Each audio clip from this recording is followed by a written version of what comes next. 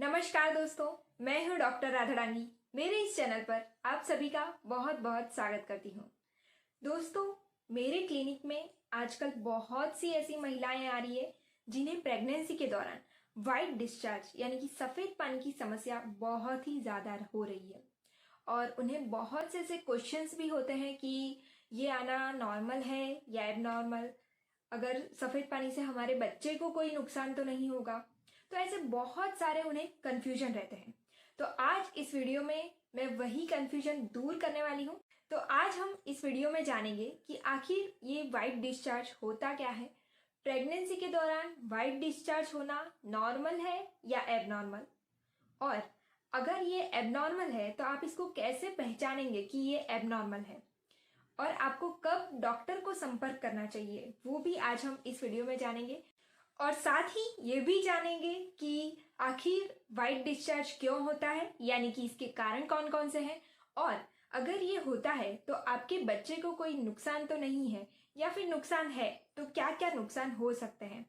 तो ये सभी चीज़ें आज हम इस वीडियो में जानेंगे, और साथ में आप इसको प्रिवेंट कैसे कर सकते हैं वो भी हम जानेंगे।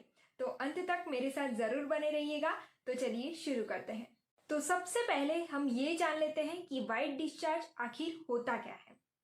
तो वाइट डिस्चार्ज, जिसे मेडिकल लैंग्वेज में ल्यूकोरिया भी कहते हैं और श्वेत प्रदर भी कह सकते हैं, या फिर आप कॉमन लैंग्वेज में सफ़ेद पानी भी कह सकते हैं, वो एक टाइप का डिस्चार्ज है, एक टाइप का तरल पदार्थ है जो कि महिलाओं की वजाइना या फिर सर्विक्स में से निकलता है, और वो महिलाओं के प्राइवेट पार्ट्स को क्लीन रखने में मदद करता है, और साथ ही में अगर कोई वहाँ पे इन्फेक्शन होता है तो उसे भी दूर करता है, और साथ ही कोई भी बैक्टीरिया या फिर कोई भी फंगस होता है तो उन्हें भी बाहर निकालने का काम करता है।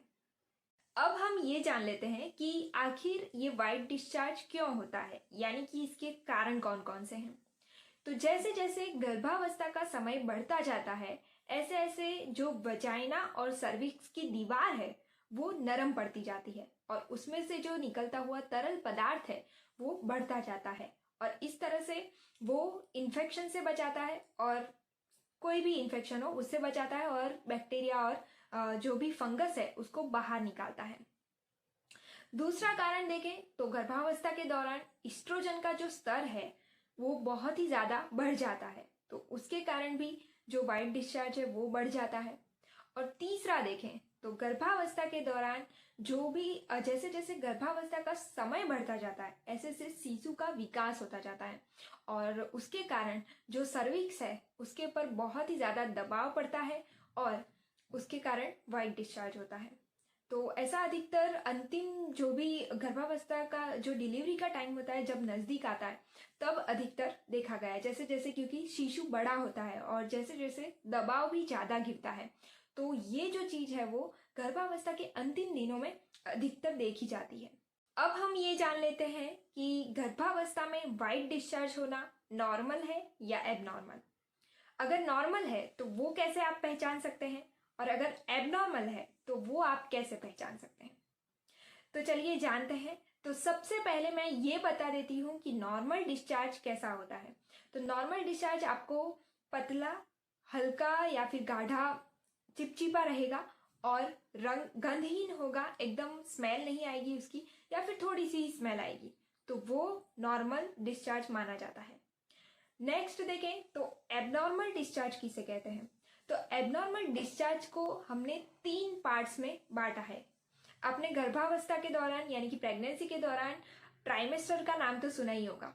तो ट्राइमेस्टर क्या होता है, तो जो गर्भावस्था के जो भी 9 महीने हैं उन्हें 3 प्रकार में बांटा गया है, ऐसा बोल सकते हैं हम, जिसे हिंदी में आप तिमाही कह सकते हैं और इंग्लिश में ट्राइमेस्टर कहते हैं। तो जैसे कि पहली तिमाही, दूसरी तिमाही और तीसरी तिमाही, ऐसे 3 प्रकार हैं। और इंग्लिश में कहेंगे तो फर्स्ट ट्राइमेस्टर, सेकेंड ट्राइमेस्टर और थर्ड ट्राइमेस्टर। तो जो फर्स्ट ट्राइमेस्टर है वो फर्स्ट मंथ से लेकर थर्ड मंथ तक गिना जाता है।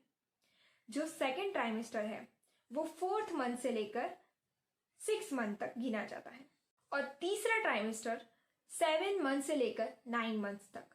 तो ये इस तरह से प्रेगनेंसी के 9 महीने 3 ट्राइमेस्टर में बांटे गए हैं। तो अब मैं आपको ट्राइमेस्टर के अनुसार आपको कौन सा डिस्चार्ज कब होगा तो नॉर्मल माना जाएगा, और फर्स्ट ट्राइमेस्टर में कैसा डिस्चार्ज होता है, सेकंड में कैसा होता है, थर्ड में कैसा होता है, ये मैं आपको बता देती हूँ। तो सबसे पहले ट्राइमेस्टर में आपको एकदम पतला वाइट डिस्चार्ज होगा और वो गंधहीन होगा, यानी कि उसकी कोई भी स्मेल नहीं आएगी, तो वो नॉर्मल माना जाता है। अगर इससे कुछ भी आपको अलग दिखता है तो आप अपने डॉक्टर का ज़रूर संपर्क करें।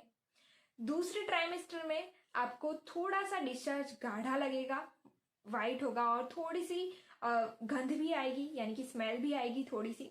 तो इस तरह से सेकेंड ट्राइमेस्टर में दिखता है डिस्चार्ज।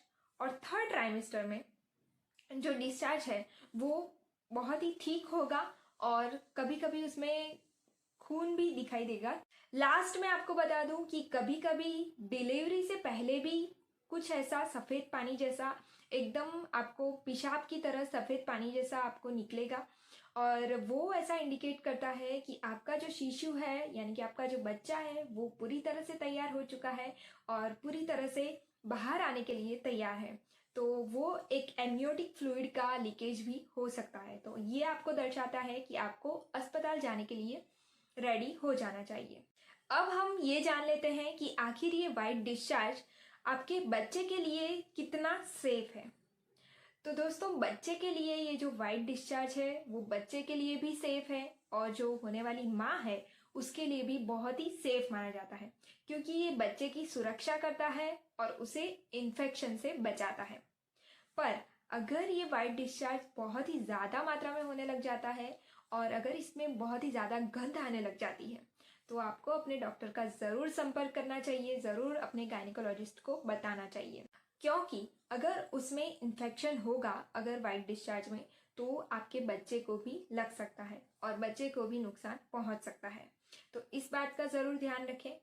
अब हम ये देख लेते हैं कि वाइट डिस्चार्ज को प्रिवेंट कैसे कर सकते हैं, और अगर वाइट डिस्चार्ज आपको हो रहा हो तो आपको कौन सी बातें ध्यान में रखनी चाहिए। तो सबसे पहली बात है कि पब्लिक टॉयलेट का बिल्कुल भी इस्तेमाल नहीं करना चाहिए, या फिर बहुत ही कम से कम इस्तेमाल करना चाहिए, क्योंकि उससे जो इन्फेक्शन का खतरा है वो बहुत ही बढ़ जाता है। दूसरा देखें तो अपने प्राइवेट पार्ट्स की साफ सफाई अच्छी तरह रखें।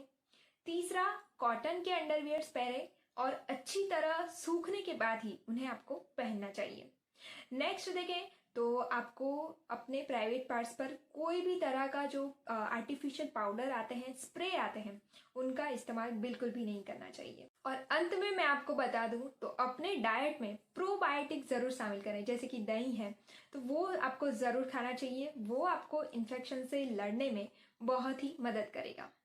तो आज के लिए इतना ही, मिलती हूँ ऐसे ही और जानकारी भरे वीडियोस के साथ। तब तक के लिए अगर आपने मेरे चैनल को सब्सक्राइब नहीं किया है तो सब्सक्राइब ज़रूर कर दें और पास वाला बेल बटन ज़रूर दबा दें, ताकि आपको ऐसी ही और जानकारियाँ मिलती रहे। धन्यवाद।